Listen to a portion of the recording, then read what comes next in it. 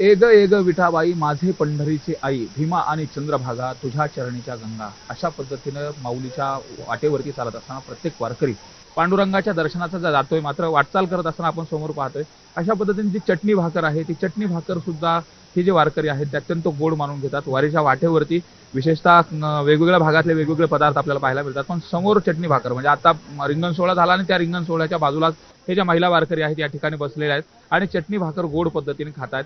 एरवी जर वारीच्या वाटेवरती बघितलं तर इथं व्यवस्थेला महत्व दिलं जात नाही, तर इथं अवस्थेला महत्व दिलं जातं आणि त्याच अनुषंगाने आता या माता भगिनीत आपण त्यांना विचारणार.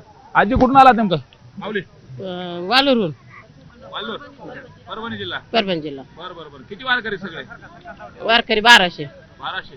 खूप मोठे वारकरी आहेत. आता वारीच्या वाटेवरती चटणी भाकर खाताय, कसं वाटतं? काय आनंद?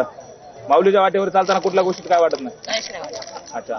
भजन भक्ती करत असताना आता रिंगण सोहळा पाहिला तुम्ही, काय आनंद आहे नेमका रिंगण सोहळ्याचा? आनंद आहे ना, खूप आनंद आहे. आनंद आहे, खूप मोठा आनंद आहे. बरं. अच्छा आजी, तुम्ही देखील सहभागी झालात, काय आनंद वाटतो? किती वय आहे तुमचं? खूप माझं वय 80 आहे. हा. 10 वाऱ्या झाल्या, 11 वाऱ्या. खूप आनंद वाटतो वारी. थकत नाहीत का पाय? मी एक गोळी सुद्धा घेतली नाही. अरे बापरे. आणि पाय चोळायला खूप नाही का नाही. हितवण माऊलीने पांडुरंगामध्ये शिक्षण आणलंय मला. वा इतकं आत्मविश्वास आहे मला. वा. मग थकत नाहीत? काय नाही. नाही एक थकत.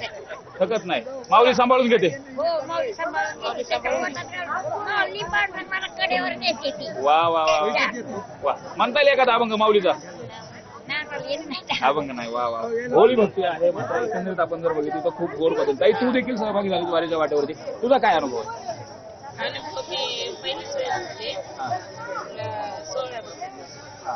कसा पाहिला सोहळा कसा वाटतोय? छान वाटतंय.